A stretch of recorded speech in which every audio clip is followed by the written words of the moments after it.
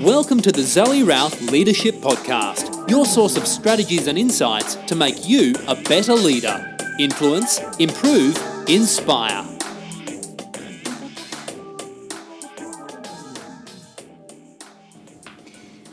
Hi, this is Zoe Routh, and I'm here with Dave Rae from DPR Accountants and Advisers. Very excited to have Dave here with us. He's going to be a table host at our upcoming event, The Edge of Leadership, here in Canberra on the 28th of March 2017. And you can check out all the details of that event at zoerouth.com and click on events, and it's all there, including Dave's bio as one of the great table hosts. There we go. Get it out. So welcome, Dave. Thanks, Zoe. Great to be part of the podcast, and I can't wait for the event. It's going to be great. It is going to be. I'm getting more and more excited, and we're still several months out, so I'll have to contain myself before we get there. In the meantime, you can tell us a little bit about who you are, what you do at DPR, and what's your background. Sure. I am the head of financial planning at DPR, so we're an accounting and financial services business, and predominantly our focus is on servicing professionals and small and medium business owners and taking them on their life journey, I guess you'd say, from building a career or building a business through to when they ultimately exit that and into their retirement or golden years or whatever you want to call it. So my background was in accounting first of all, and came through the world of audit, which I quickly found just didn't suit me and didn't interest me. So I diverted into funds management for a few years and investing world, but had a second sort of change of direction when I found that staring at spreadsheets all day long didn't get me particularly excited.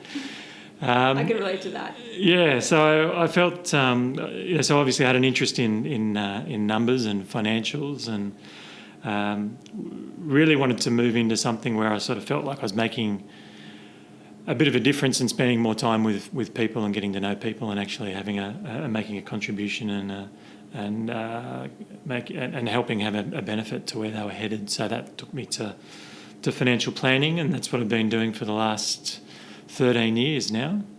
Oh, wow. No, that's cool.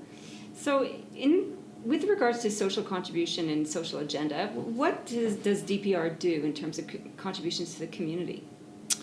Look, we take a broad approach, I think. We feel it's pretty important that we're not just here to, make money as a business. There's other aspects to what we do.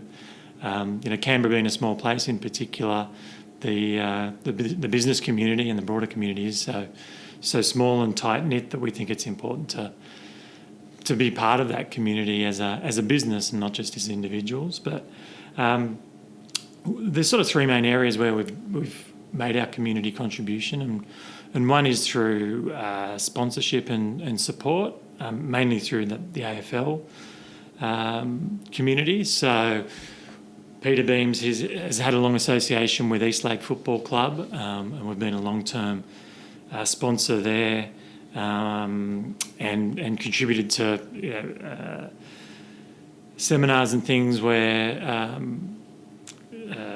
communication and financial education to players over the years, through their junior programs, then also through their seniors as well. And Peter spent many years on the board of Eastlake, and more recently in a sponsorship capacity with GWS, who are obviously making Canberra, the Canberra community, an important part of what they do as well.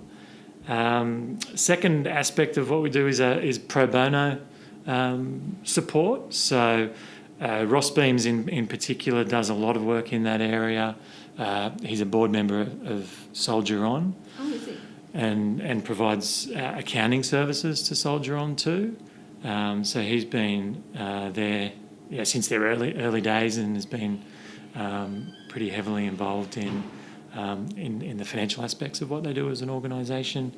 And he's also been a board member of an organisation called Global Sisters, which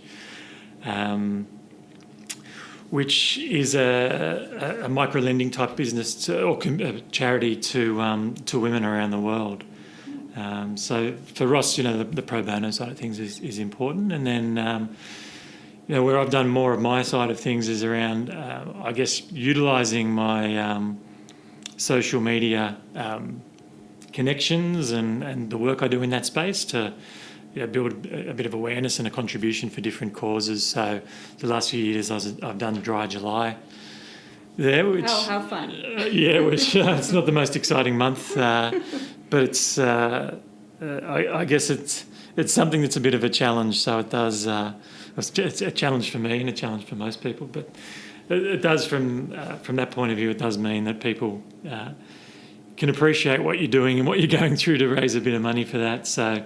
And you can. What I like about Dry July is you can specifically nominate where the funds go, and so in my case it goes to the Canberra Hospital Canberra Hospital Foundation and goes to cancer support services there at the Canberra Hospital. So, this year they asked me to be part of their video campaign. So, got to tell a bit of the story on Win News and through their weekly video stories they did as to check in to see how it was going, how the fundraising was going, all that sort of thing, and got to go down to the hospital and see where the money, goes to. So, so those are the three areas of the community that we. Those are really quite different areas. So AFL and Soldier On and Global Sisters, and then the Canberra Hospital Foundation.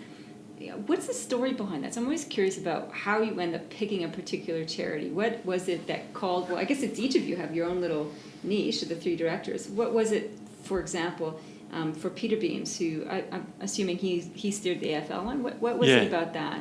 Well, if you know Peter and Ross, they're pretty passionate AFL supporters and both been Melbourne born and bred. It's in their blood. But the club in particular at Eastlake there, Peter's association came about when his son Daniel was playing football there as a junior, and Peter coached the junior teams, and so it really led from there. And so he's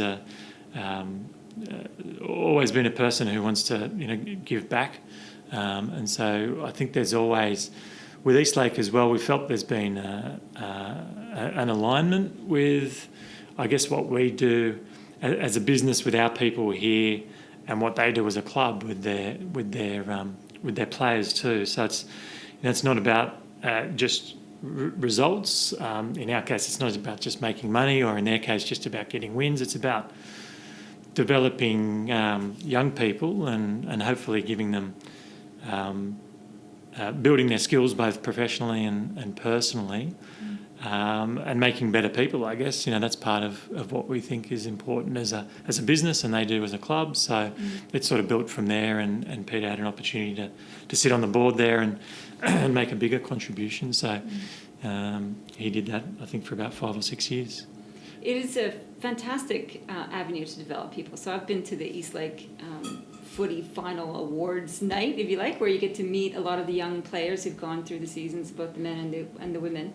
And hearing their stories about what they've actually gotten out of the experience is extraordinary. It's not just about playing football. It's about camaraderie. It's about leadership. It's about overcoming tough times, especially if they got smashed that season and so on, and building that personal resilience. So I think it's a lovely community support where you do help to build better people. I love that. I think that's great. Yeah, the skills are much broader than, that's right. If it's in our office, it's not just making an accountant. You're doing a lot more than that, and the same in the footy club. It's not just getting out there and kicking a footing around. It's if that's all you're doing, I think you're probably failing in the potential for the role that you've got in developing people.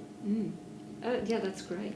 So how did Ross pick Soldier On? Like, what was it about that particular charity that he gravitated towards? Well, he had a connection there. I guess these things come about through a connection in something, and in Ross's case, it was with a client who was another board member there, who'd been quite senior in the army, and was involved in helping getting Soldier On up and running.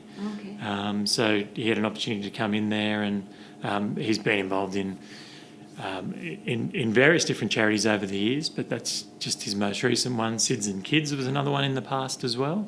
But it was about a personal connection to start with, and then I guess being able to have the dual role of board member and being able to provide accounting services for the group too. So I think for Ross, he looks for, it's a personal connection will bring him into something like that. So he's always, within the constraints of time and availability, always wants to give back in that way. And when an opportunity comes up for him, it's generally around that personal connection. And Soldier On, just for our listeners, Soldier On supports returning service people from the military integrating back into the community, or yeah, exactly right. Okay. So it's in the main, it's the guys and girls who have come out of the military, in many cases having difficulty reintegrating into day-to-day life. Been through pretty. In some cases, pretty terrible situations and dealing with post-traumatic stress, trying to come back and live a normal life with their families again, or back to just to get a normal job. And so they do a range of things for helping people build skills or work programs, even just social events, bike rides, and support services for all of them. I think it's a pretty amazing thing those guys do. When you think about the contribution and the service they give to our country and to all of us, but the mental burden they have to deal with in many cases, which can be for a lifetime in some cases. It's I think what Soldier On is doing is sort of filling a void that's not. There's obviously a void there because the government's not always able to fulfil that role. So, they're providing a pretty amazing service, I think. Yeah, and our servicemen and women who come back from those war-torn areas, they do need as much support as they can get. I mean, what they give up, what they sacrifice to do for our national cause is extraordinary. And yet they've got to come back and reintegrate into a completely different universe. That's fabulous. So how did you end up picking Canberra Hospital and the Canberra Hospital Foundation and cancer support? What was it about that you gravitated towards? I think similar to Peter and Ross, there's a personal connection there. And I guess when it comes to cancer, probably everybody's had some sort of personal connection with somebody who's suffered from cancer. So I've had over the years a number of clients that have gone through dealing with cancer. One of the things I do is make sure people have got personal insurance in place so that they can, financially deal with going through that. But there's obviously, there's a huge personal burden and strain as well when you're going through those things. And had a sister-in-law who went through that as well and saw the difficulty of dealing with young kids and all of that. So for me, cancer is something that, I felt like I could just do something a bit more. I think I always think having been brought up in a stable, loving family and getting a good education and having a good job, you're in a fortunate position, and there's lots of people who are far less fortunate, and in many or most cases, it's not by choice. It's sometimes bad luck, and cancer, no doubt there's bad luck that comes around from that. So for me, there was those reasons that meant that I chose cancer, and when I thought about Dry July, there's a bit of a selfish reason as well. You get a personal health benefit. You feel a lot better from doing it, but there was a bit of a challenge there to go through a whole month without having any alcohol. But at the same time, I sort of reminded myself during the month that I do it that it's nothing compared to the what you think about, what you have to go through if you're dealing with cancer. Just thinking you can't have a drink on a Friday night is nothing. So and getting to it was good to go down to Canberra Hospital and have a look at where the money actually goes that you're raising. And it's just some of it's really simple stuff. It's buying some nice coffee cups, or a lady who comes in and plays harp for the patients who are in there which is really relaxing for the patients who are in there. These or new blankets, things that you don't even think they would need, or you'd think the hospital would just be supplying this kind of stuff. And there's not money for everything, so they're able to do a lot of things that do make a difference to the people that have to spend a lot of time in the hospital there, and particularly the kids, the PlayStations and those things for them that put a smile on their face. It helps because cancer sucks. I mean, I had cancer in 2005, and it was 4 months of not very pleasant experience. So where you talk about not drinking, it felt like after my chemo rounds, it felt like 10 days of a hangover. So it didn't make me want to drink anything during that phase, that's for sure. And when we went through that, my husband and I, we were very grateful for all the generous people who showed up in our world through places like the ACT Cancer Council, etc., just giving us support in a number of different ways. Yeah. Anything from just checking in to doing home visits. And in the hospital, I had similar experiences. There was a lovely man who came around and did hand massages. I was in the hospital all day on a drip for my treatment, and it's a long bloody time. So those little things do make a huge difference in terms of helping you just deal with what you're dealing with, and also for the families who come in as well. So, cancer is pervasive and insidious, and we've had a lot in our family. My sister, my dad, my mother-in-law, more recently my father-in-law. He spent a good 2 weeks in the hospital this year. Yeah. And then with chemo and stuff. So there's no shortage of people who need this kind of service. And that little touch of humanity makes such a big difference, doesn't it? Absolutely. As you say, it's just, things that when you haven't seen someone go through it, you think it's little and you don't think it makes much difference. But when you hear the stories of, like yours, the stories about how much easier or, it makes for someone's day just to get a little thing, that's what makes it worthwhile. Yeah. It is just that little gesture of kindness as somebody you don't even know reaching out to you is really lovely. And I think that's why business people get involved in charities and community programs, because of that sense of how good it feels to do something nice for somebody else. Yeah. And you're right. I'm in business, you're in business, and we're not in business just to make a buck. We're here to make a difference in whatever avenue you, through your financial planning, me through leadership development and so on. And if we can use our businesses for even better good by helping other businesses like other social services, community agencies do good for the community, that ripple effect is awesome. Yeah, and I think, look, if you're doing good things for the community and other people, whether it's individually or as a business, that comes back. I think it eventually comes around, and I think more and more these days, I think people appreciate and like businesses that do good. I guess it's not. Absolutely, there is definitely a karma effect, and.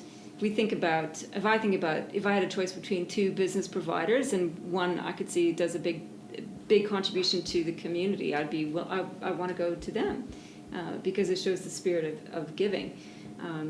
So I think there is a positive karma effect in that. If you demonstrate that you're a giving person, other people want to be part of that, and it inspires other people to be more giving as well. Yeah. I think in the in one space where I work is the investment space, and more listed businesses or potential investments, the companies that are taking an approach that's broader than just making as much profit as they can, the ones that are taking into considerations environmental or social or ethical concerns, are getting rewarded by shareholders. So it's the ones that aren't just disregarding all of those aspects of the world.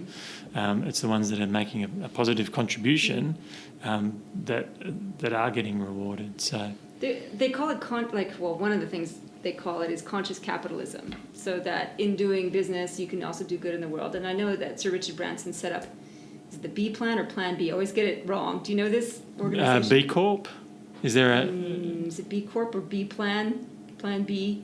it's about businesses around the globe committing to make a difference to the triple bottom line. So, Yeah. and it's about how you can, as a business, make a big difference in all the big social, planetary, environmental issues that we've got. So it's about galvanizing the power of business to make a positive difference. So even on the international scale, it's happening, let alone local businesses. Yeah, I think, and more, big companies are feeling the effect of that as well. And it might be from something as extreme as making sure that the company doesn't use any child labour anywhere or underpay overseas workforces and those kind of things, to just in some cases it might be environmental around not doing things that damage the earth, those kind of things. Yeah. So it's a trend that's only continuing in businesses big and small, I think. Yeah, Absolutely. I had a conversation with a friend last week who said that she wasn't going to buy any more particular brand of chocolate because it had palm oil in it. And I said, well, what's the deal with palm oil? She goes, well, palm oil, they knock down the Amazon forest, and therefore if you're eating that chocolate, you're destroying the Amazon forest. I'm like, okay then. So people are making very deliberate, conscious choices about the products and services that they use, and are they having a positive effect or a negative effect on the globe? Yeah, I think it's an area that is growing in the investment world, and some people don't want to invest in things that don't align with their values. So it's it might be tobacco, or it might be gambling, or so exclude things that don't align with their values, or the other way to invest is focusing purely on those companies that do make a positive contribution to the world. So the ones that are out there to have an environmental benefit, or they're in the education space, or those kind of things, or their mission is to alleviate poverty, or have community benefits, those kind of things that aren't just the profit motive. So in your conversations with your clients around what investments they should make, is that coming up more and more about they want to invest only in ethical companies, or one that have a for-purpose aspect to them? It's definitely growing. It's I was recently at a conference, responsible investment conference, which was around this very topic.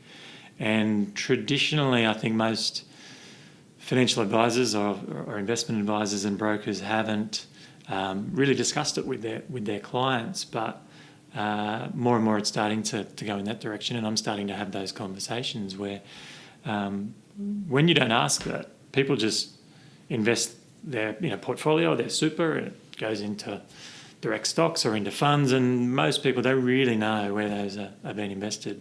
And often there's many big companies, without naming them, that are involved in gambling or tobacco or alcohol and those kind of things. But when you sit down and ask people if they'd have a preference to avoid those, I actually put a survey out as I was speaking at this conference. So I just wanted to gauge from my connections what it was like, and 70% of people actually said they'd prefer not to invest in tobacco. Oh, yeah. And 50% said they'd prefer not to invest in gambling. Whereas the majority of broad-based investment funds have both of those in them. Wow. International share funds typically invest in the big tobacco companies, or in Australia you've got poker machines and casinos are big listed stocks in Australia. So most people do actually have those.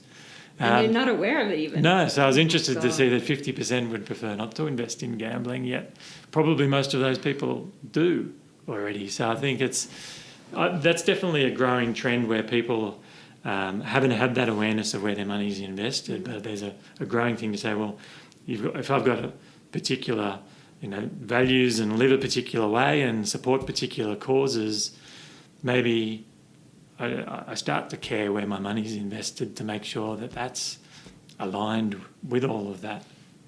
Absolutely. Makes me want to go home and review what's happening in my super. Oh. So when it comes to leadership, so we've talked about leadership in the community. What's your perspective on leadership? Look, I think there's a few key areas that I really like to look for in leadership, and one is leader who inspires other people, and that, from a personal point of view, that's what I've always looked for. Whether that's someone, within our organisation or wherever I've worked in the past, and in the broader community and business world. For me, I get motivation if I'm inspired. So somebody who's out there and is innovating or taking risks to tread a path that's a bit different. They're not afraid to go in a direction where they run the risk of criticism. I think in probably one of the most inspiring stories I've read in recent times was Elon Musk's autobiography. It's an awesome book. And today he's considered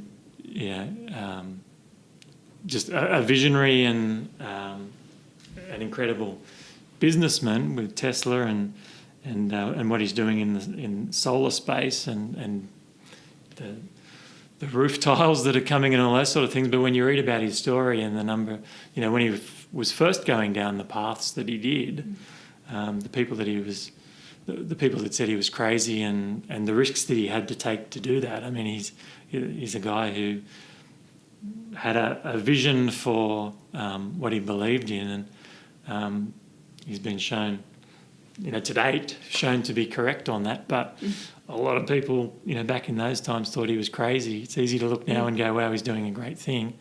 But when he was starting out and investing money in electric cars and or SpaceX and flying to Mars, and I think that's somebody who's inspirational, taking risks, and not which is a really, really, really difficult thing to do, not getting knocked down when you get criticised. So those are the kind of things that I look for. I think that's a lovely example to highlight also about a for-purpose business. And Tesla has not hidden at all its agenda of eliminating fossil fuels as a source of power, particularly with motor vehicles, and integrating its solar-powered system into powering its vehicles. It's extraordinary. So if he can leverage that out across the globe, it'll transform one of our key problems we've got as a planet. Talking about inspiration. Yeah, that's in spades for sure. Spot on. I mean, a business that's worth plenty. But you're right. His mission was environmental. It was about changing the world. It was about not having the reliance on fossil fuels. That's pretty amazing. So whether we're Elon Musk or doing our own thing in our own business, we can still make a positive effect. Dave, thank you so much for sharing your story today. I really appreciate it. I've enjoyed the conversation. And you'll get a chance to meet Dave if you come along to the Edge of Leadership next year on the 28th of March. And you can have a look at the show notes where I've got the transcript of the podcast. You can go to zoerouth.com/podcast/Dave and the transcript will be there. And I'll put a link also to the Elon Musk's book and also the Wait But Why site, which has got a nice series of articles on Elon if you want some mega inspiration. So Dave, thank you so much. Thanks, Zoe. It's been great, and I'm really looking forward to to your conference. I think it's something that's been missing in Canberra. We haven't had anything of the broad range of topics you'll be covering, and I think you've got an amazing special guest as well in Dr. Fox. Dr. Fox. The Fox is coming. Absolutely. It's going to be a great day. So thanks very much. I look forward to seeing you then. Thanks, Zoe.